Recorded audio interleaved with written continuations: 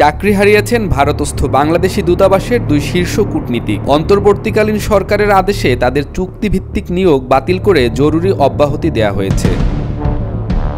গণ অভ্যুত্থানের মুখে ভারতে পালিয়ে যাওয়ার কিছুদিনের মধ্যেই হাসিনার কূটনৈতিক পাসপোর্ট প্রত্যাহার করা হয়। এর পরপরই চাকরিচ্যুত করা হয় শীর্ষ এই দুই কূটনীতিককে। আওয়ামী লীগ সভানেত্রীর ভারতে অবস্থান করাকালীন তাকে ফেরত দিতে বাধ্য নয় ভারত। এ নিয়ে দেশে ও বিদেশে সৃষ্টি হওয়া গুঞ্জনের মধ্যেই শীর্ষ কূটনীতিকদের বরখাস্ত করে নয়াদিল্লিকে কি বার্তা দিতে চাইছে বাংলাদেশ, এমন প্রশ্ন ঘুরছে জনমনে। অপসারিত দুই কূটনীতিকের একজন হচ্ছেন শাবান মাহমুদ, অন্যজন রঞ্জন সেন। শাবানের কর্মস্থল ছিল নয়াদিল্লির দূতাবাস, আর রঞ্জন ছিলেন কলকাতা দূতাবাসে। গত 17 আগস্ট এই দুই কূটনীতিককে বরখাস্তের পর দেশে ফেরার নির্দেশ দেওয়া হয়েছে। ভারত বাংলাদেশের সম্পর্কের চলমান অস্থিরতার মধ্যে কেন এমন সিদ্ধান্ত নেওয়া হয়েছে তা এখনো অস্পষ্ট।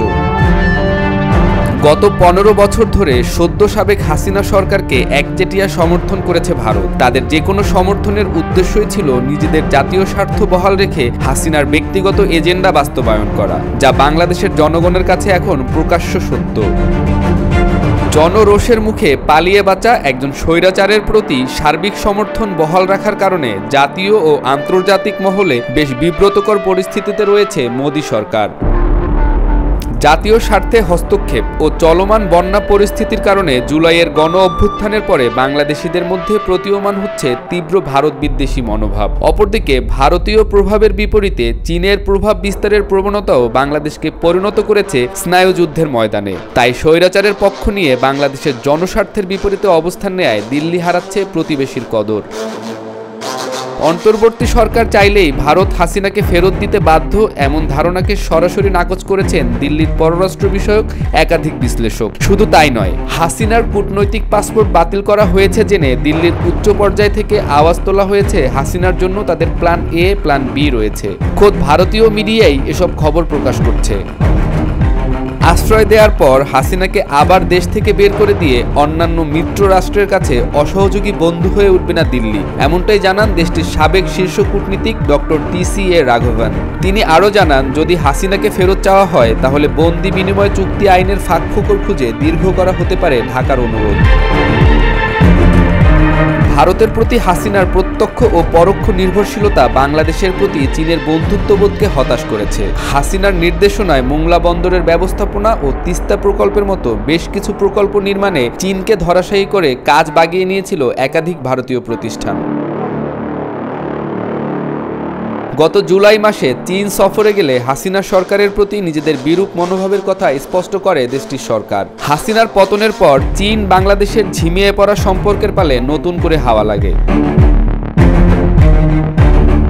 রাজনৈতিক বিশ্লেষকদের মতে গণতন্ত্রের নামে এক নায়কতন্ত্র ধরে রাখার জন্য হাসিনার কূটনীতি ছিল অভিনব ও অব্যর্থ। নিজের সরকারের দুর্নীতি অনিয়ম গোপনের পাশাপাশি ব্যক্তি স্বার্থ কৃতার্থ করার জন্য হাসিনা সবই করেছেন। দেশে বিদেশি সাংবাদিকদের প্রবেশে বায়বীয় বাধা সৃষ্টিতেও তার স্বৈরাচার মনোভাব প্রতিফলিত হয়েছে। ধারণা করা হয় হাসিনা সরকারের অনিয়ম দুর্নীতিতে পশ্চিমা দেশগুলোর চুপ থাকাটাও তাকে জনগণের প্রতি আরও সহিংস করে তুলেছে।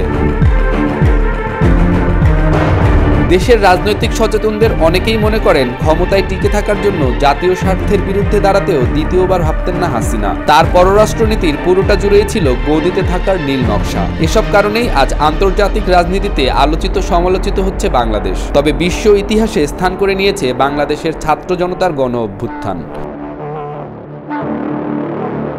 সাবেক প্রধানমন্ত্রীর জীবনের এই চরম অনিশ্চয়তার দায়কার। বিতাড়িত জীবনে নিজের জন্য নিরাপদ আশ্রয় না পাওয়াটা হাসিনার 15 বছরের স্বৈরশাসনের মাসুল বলেও মনে করছেন অনেকে। রাইসুল নয়ন, নাগরিক।